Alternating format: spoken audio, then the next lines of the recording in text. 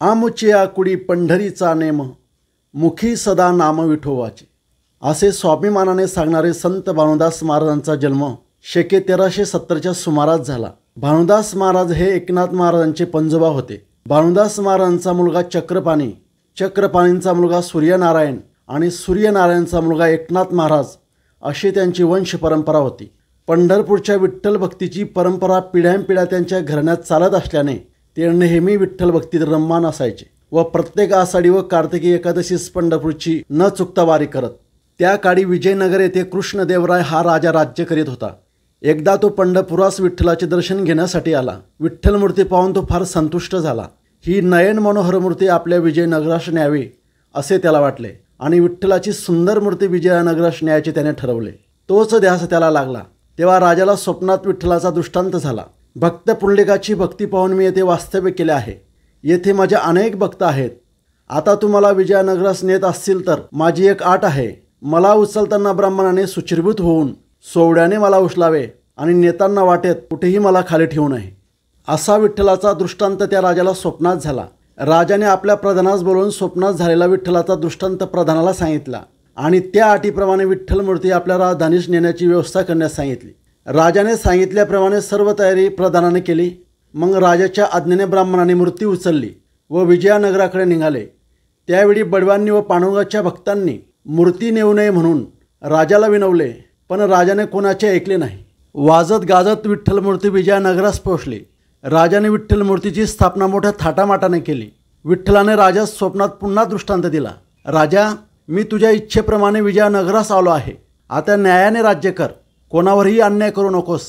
तुझ्याकडून विनाकारण कोणाचा छळ झाला तर मी येथे न राहता पंढरपुरास परत जाईन, तेव्हा आपल्याकडून कोणावरही अन्याय होऊ नये याची दक्षता घेत राजा रोज सकाळी संध्याकाळ मूर्तीची षोडोपचारी पूजा करी व रात्री शेजारती करी। राजाने मूर्तीवर अनेक बहुमूल्य अलंकार व वस्त्र घातली होती। चोर दागिने चोरून नेतील म्हणून देवघरास कळच्या कुलपे घालून व पहारे बसून राजाने पक्का बंदोबस्त केला होता। विठ्ठल जणू काय बंदिवासातच पडला। थाटमाट वैभव पुष्कळ होते, पण त्यात भक्तीचा जिव्हाळा नव्हता। इकडे आषाढी एकादशीस पंढरपुरात संत मंडळी व हजारो लोक जमा झाले, पण मंदिरात विठ्ठलाची मूर्ती नाही। हे पाहून ते सर्व उदास झाले। पंढरपुरातील विठ्ठलाचे मंदिर सुने वाटू लागले। कोणीतरी विजयनगरात जाऊन विठ्ठल मूर्ती परत आणावी अशी एका संताने सूचना केली। शेवटी भानुदास महाराज पुढे होऊन म्हणाले, तुमची आज्ञा असेल तर मी विजयनगरात जाऊन विठ्ठल मूर्ती परत आणतो। मग भानुदास महाराज विजयनगरात जाऊन पोहोचले। तेथे गेल्यानंतर त्यांनी विठ्ठल मूर्तीचा तपास केला, तेव्हा त्यांना कळले की राजाने एका मंदिरात विठ्ठल मूर्ती कडेकोट बंदोबस्तात ठेवलेली आहे। रात्री शेजारतीनंतर मंदिरात जाऊन विठ्ठलाचे दर्शन घ्यावे असे भानुदास महाराजांनी ठरवले। ठरविल्याप्रमाणे रात्री 11 वाजता भानुदास महाराज मंदिराजवळ आले। पुजारी व पहारेकरी गाढ झोपी गेले होते। मंदिराच्या दरवाजाला मोठे कुलूप होते। आता आपल्याला दर्शन कसे घडणार असा विचार भानुदास महाराज करू लागले। एवढ्याच चमत्कार झाला। भानुदास महाराजांनी दार लोटल्याबरोबर ते एकदम उघडले आणि विठ्ठलाच्या मूर्तीजवळ त्यांनी प्रवेश केला। विठ्ठलाच्या मूर्तीजवळ पोहोचल्यावर भानुदास महाराजांनी पादसेवनपूर्वक श्री विठ्ठलाचे दर्शन घेतले आणि ते विठ्ठलाला म्हणाले, देवा, पंढरपूरचा संत समागम सोडून तुला या बंदीशाळेत काय गोडी वाटत आहे? सर्व वारकरी तुझी पंढरीत वाट पाहत आहे आणि तू येथे बंदिवासात थांबलाय। मी तुला इथून नेण्यासाठी आलो आहे। अशी बराच वेळ देवाची आठवणी केल्यावर मग पांडुरंगाने प्रेमभराने आपल्या गळ्यातील फुलांचा हार भानुदासाच्या गळ्यात घातला। त्याचबरोबर विठ्ठलाच्या गळ्यातील एक रत्नहार भानुदास महाराजांच्या गळ्यात पडला। पण ही गोष्ट भानुदास महाराजांच्या लक्षात आली नाही। मग भानुदास महाराज तेथून निघाले। पुन्हा कडेकोट बंदोबस्त पहिल्यासारखाच झाला। सकाळी राजा मंदिरात आला। विठ्ठलाच्या गळ्यात रत्नहार नाही हे त्याच्या लक्षात आले। त्याने पहारेकरांना जॉब विचारला, पण त्यांनाही काही सांगता येईना। मग राजाने रत्नहाराचा शोध घेण्याकरता नगरात सर्वत्र शिपाई पाठवले। नगराच्या बाहेर नदीच्या वाळवंटात भानुदास महाराज विठ्ठलाचं नामस्मरण करीत बसले होते। तेथे शिपाई आले। त्यांनी भानुदास महाराजांच्या गळ्यात रत्नहार पाहिला। मग त्यांनी भानुदास महाराजांना कैद करून राजापुढे आणून उभे केले। मुद्देमाला सकट चोर पकडलेला पाहून राजाने जास्त विचार केला नाही। त्याने भानुदास महाराजांना सुळावर चढण्याची शिक्षा दिली। शिपायांनी भानुदास महाराजांना सुळावर चढण्याच्या स्थानाकडे नेले। तेव्हा भानुदास महाराज विठ्ठलाला मनात म्हणाले, विठ्ठला, मी तुला पंढरपुरास नेण्याकरता आलो होतो आणि माझ्या गळ्यात आपला रत्नहार घालून मला चोर ठरवलेस। यामुळे राजाने मला सुळावर चढण्याची शिक्षा दिली आहे। पण ठीक आहे, जशी देवाची इच्छा असेल, जे नशिबात भोगणे असेल ते भोगलेच पाहिजे. भावदास महाराज नामस्मरण करीत सुळाजवळ आले आणि त्यांच्या मुखातून अभंगाचे शब्द बाहेर पडू लागले.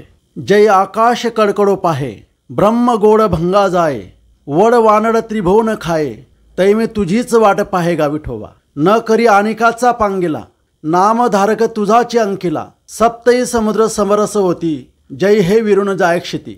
पंचभूते प्रलय पावती, तरी मी तुझाची सांगाती गा विठोबा. भलतेसे जड पडो भारी, नाम नटडो निर्धारी, जैसी पतिव्रता प्राणेश्वरी, भानुदास मने अवधारी गा विठोबा. इतक्यात काय चमत्कार झाला. वधस्थानाजवळील सोळाच्या खांबाचा पुष्पफलयुक्त वृक्ष झाला. राजदूत आश्चर्यचकित झाले आणि हा चमत्कार राजाला समजताच तो भानुदास महाराजांकडे आला. आपल्या हातून अन्याय झाला आहे असे त्याच्या लक्षात आले. तो भानुदास महाराजांना म्हणाला, महाराज मला क्षमा करावी. तेव्हा राजाला विठ्ठलाचा दृष्टांत झाला. राजा, मी आता भानुदासांबरोबर पंढरपुरात जाणार. मला अडवू नकोस. तुझ्या हातून अन्याय झाला आहे.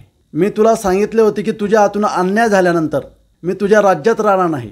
तुझ्या हातून अन्याय झाला आहे. आता मी येथे राहणार नाही. तू माझे रूप आठवून तुझ्या राजधानीत सुखरूप राहा. असा दृष्टांत राजाला स्वप्नात झाल्यावर ही वार्ता पंढरपुरात पोहोचली. तेव्हा हजारो लोक संत मंडळी विठ्ठलमूर्तीला सामोरे गेले आणि ज्याप्रमाणे वाजत गाजत श्री विठ्ठलमूर्ती पंढरपूरहून राजाने आपल्या विजयनगरात आणली होती, त्याचप्रमाणे भानुदास महाराजांनी विजयनगरातून वाजत गाजत विठ्ठलमूर्ती वापस पंढरपुरात आणली. अशा प्रकारे राजाने सत्तेच्या बळावर नेलेली विठ्ठलमूर्ती भानुदास महाराजांनी भक्तीच्या बळावर पंढरपुरात आणली. असे महान विठ्ठल भक्त भानुदास महाराजांचे चरित्र तुम्ही ऐकले. ते तुम्हाला कसे वाटले त्याबद्दल लाईक, शेअर, कमेंट आणि माझ्या चॅनलला सबस्क्राईब करून ठेवा. अशाच प्रकारचे नवीन व्हिडिओ तुम्हाला पाहायला मिळतील.